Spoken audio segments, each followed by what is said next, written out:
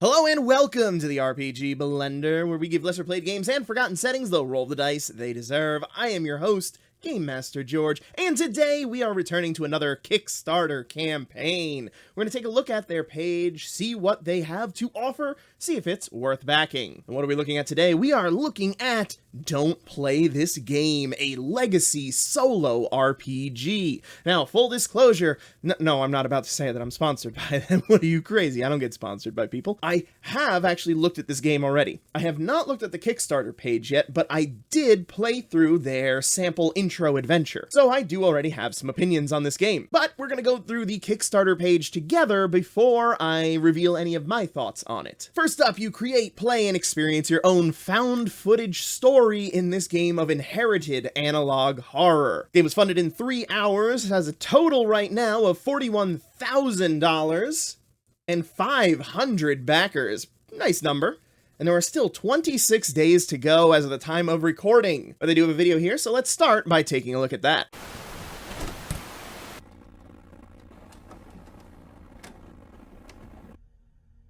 You're still here? Look, I'm serious. This game will ruin your life. The game came to me by unmarked mail, a record of someone else's horrors at the hands of this thing. Once you know the game exists, it will come for you. Then you have to play or bad things happen to you. It'll ask you to record it somehow. Write it down, draw it, take a photo, record everything. The way I got it to stop playing with me was by passing it on to someone else. I guess you found my record too. Play to survive. I've written down as much help as I can in the book, and whatever you do, don't...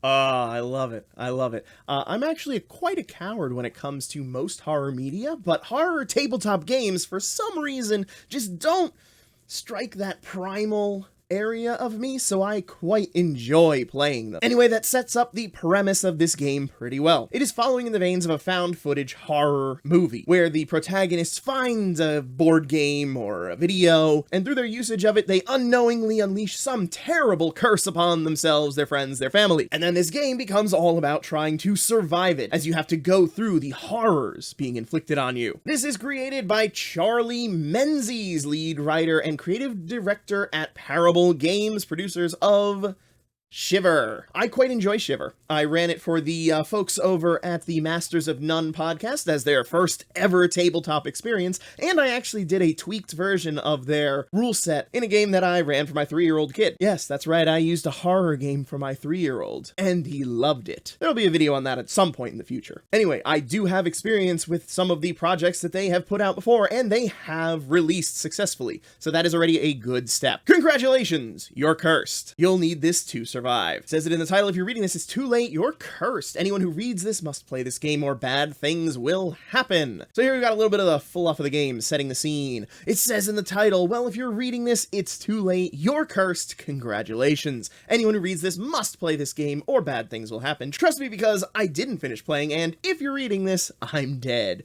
Oh. This Kickstarter was meant to be a warning, a way to help people playing the entity's game, but it tricked me. Now I've made this project, shared the game, and cursed you all in one fell swoop. I've left as many clues as possible in this book to help you survive the game. Consider it my last act of defiance. So we have a 100+ page A5 hardcover book, a legacy solo with the O crossed out? Interesting. A legacy solo tabletop role-playing journaling game about someone, you, who has been cursed to play a game with a mysterious entity. The game is simple. When you begin playing, an event will happen to you, then you record it. What's happened? How does it make you feel? What effects did it have on you? So yeah, journaling game. They give you a prompt, they tell you something to do, and then you write a little journal entry about how it happened. Already, some of you have probably clicked away from this because journaling isn't for you. I will say there are some mechanics to this. It's not purely a prompt and response game. There are actual dice involved in the process. So once the event is completed, the entity will select another, this repeats, and your story unfolds until either you complete the game and are free, or lose and bad things happen. Ooh, some delightfully dark art. This legacy game changes over time, eventually transforming into something new by your past story experiences. You play, it changes, and then you pass it on to the next unlucky soul. But if you don't play it or don't pass it on, the curse takes effects and bad things start to happen. Put together a demo below. Try the demo version here. Let's take a look. I'm assuming that this is unfortunate. So this is something that some Kickstarters do. It's not something that I'm a fan of, where you have to actually sign up to the mailing list in order to get the demo. It's not the most egregious error that would be trying to, charge for your playtest, but I'm pretty sure that you can actually get it elsewhere for free. Well, it's not free. You have to pay 50 cents for the watermarked version on TTRPG. Anyway, we'll take a look at the quick start later because I do have a copy of it. I just want to make note here that yes, if you want to actually receive the quick start, you would need to sign up for their mailing list if you want it for free. Otherwise, you can pay 50 cents to get it at TTRPG. DIY handcrafted horror. Your record is the core of the game. The entity not only wants you to play it, it also wants you to preserve your experience. Why? Perhaps to prove it exists, feed off it to stay alive, or perhaps as a mean to spread its game further. And then we have here some examples of entries from the supposed narrator, supposed creator, and cursed individual from this game. And throughout the game, you'll be completing your record as you take part in events. Sometimes you'll be instructed to create artifacts, a kind of LARP as you enact some of the cursed horror out in the world. That is something that I will say from my play of this. It was interesting to actually be forced to go out and do things. I had to go to the library, go track down an abandoned building. It made me leave my basement, which is not something many games can do.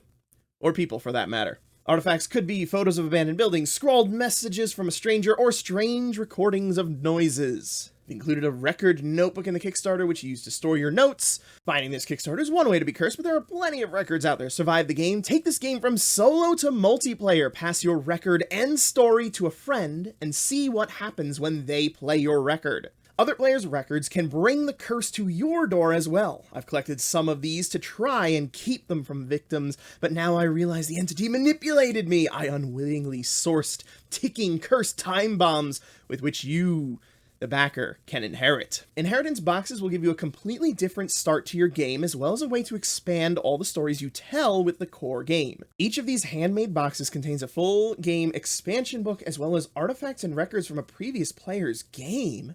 Oh, that's so much fun. So one of the limitations of games like this is that you run out of prompts. After you've played it a few times, you're going to start getting duplicates, and it's going to feel repetitive. If they build in these expansions, the idea of continuing stories from other people, that gives them a way to regularly grow this game. I want something that I can play repeatedly, not just once. Each of these expansion books creates new events specific to the curse thread. 3 curse threads available in the non-limited pledges in the Kickstarter, the toy box, the factory, and the dig. Alright, we have stretch goals. Early bird, everybody will receive a free digital inheritance box. Nice. There's an extra artifact, creepy cursed artifact for you to interact with, already released.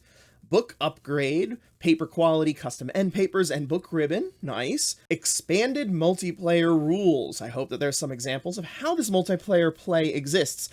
It seems like it has to do with the inheritances, those curse threads that they're talking about. But the question then becomes, how does your experience translate into a curse thread for somebody else to follow? Are they going to have mechanics for creating your own prompts based on what's happening? Does your item just become an artifact in their world, and then you note down the prompts that make sense along with it? I would be interested to know how exactly these multiplayer legacy gameplay rules work. We got some examples of play, reviews. Haven't done one yet, unfortunately. Alright, now for the pledge levels. For $15, you get the digital version of the book, the record, a notebook, and any stretch goals. You know what? That's great.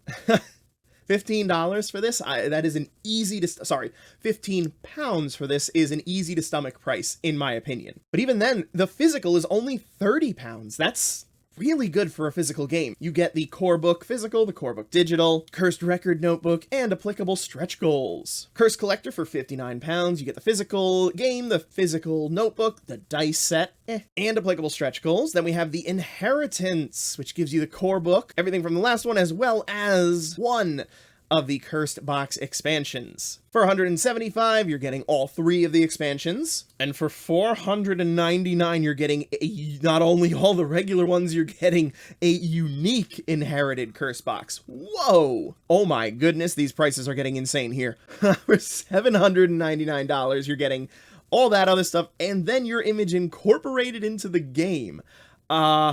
We've moved beyond the realm of the sane pricing in the beginning a little bit.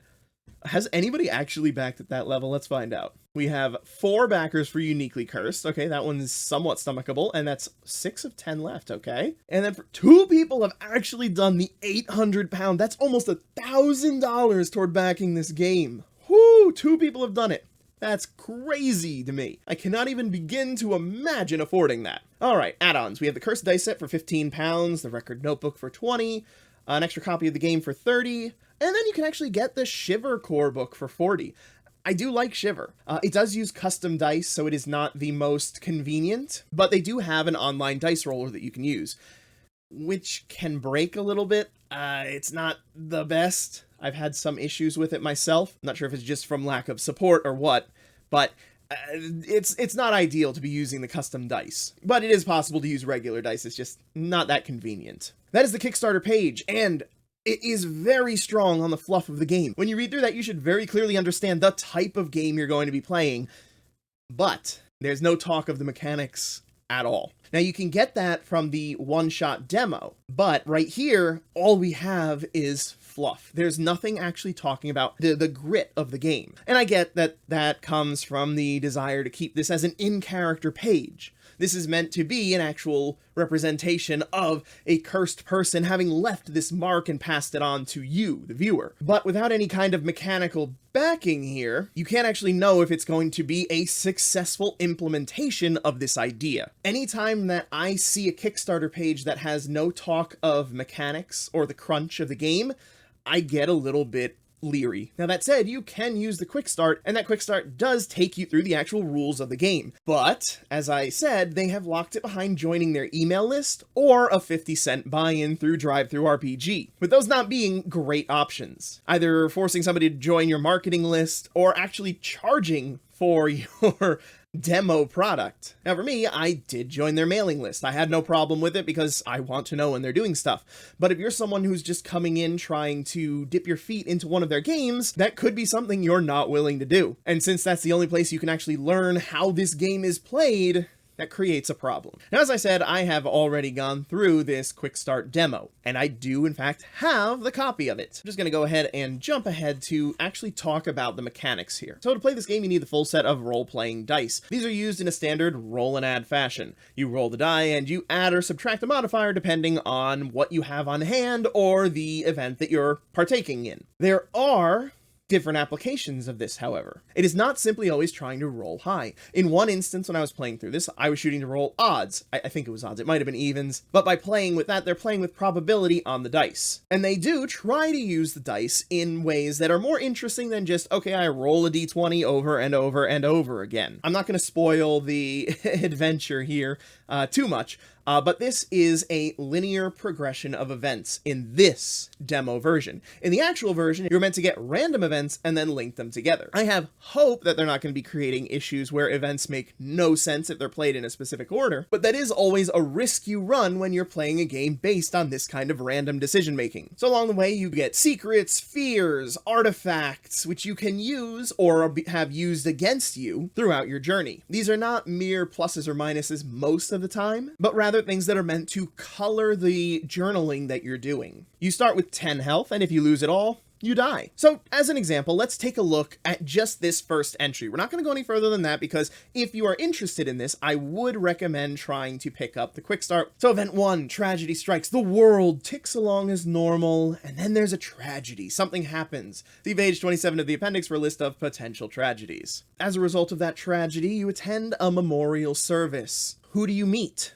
They become a friend, a resource that you may be able to spend later. And then a few days later, you receive something, a remnant of what has been lost. What could this be? An inherited item?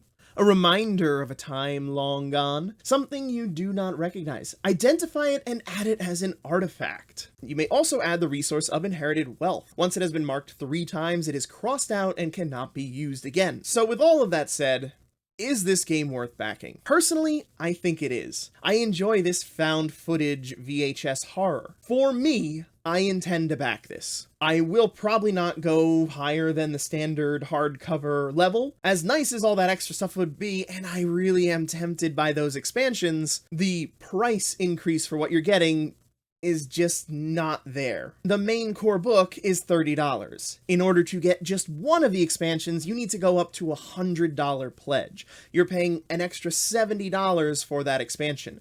And as far as I can tell, yeah, the expansions are not listed as available add-ons. So according to this page, the only way that you can actually get any of those expansions is if you're also willing to pay for the dice and a physical version of the record notebook. Those are not things that I have an interest in. So that drives the cost all onto the expansion, and to me, one expansion is not worth a $70 increase. Especially with the expansion seemingly being a one-time through experience. If each of them is increasing the game at the same scale as the base game, then they could be worth it, but I would only pick them up as add-ons. It is not worth the $70 increase for just a single expansion. So I will almost certainly be backing this at the standard hardcover level. For you, if you have more disposable income than I do with 2 kids that have their daily expenses, then maybe it'll be worth it for you to go deeper into the pledge tier. But for me, I can't see that being worthwhile. At least we get the 1 free digital inheritance. Anyway, that's all we have for today. Thank you for joining. If you're looking for more, well, there will be some more Kickstarter reviews coming in the future, so make sure that you like, comment, and subscribe. And if you want something right now, why not check out one of our videos on Rhapsody of Blood? We have a review as well as an actual play series that's ongoing. So enjoy some Castlevania-inspired action. Anyway, thank you for joining me, and remember, there's gaming outside the Forgotten Realms.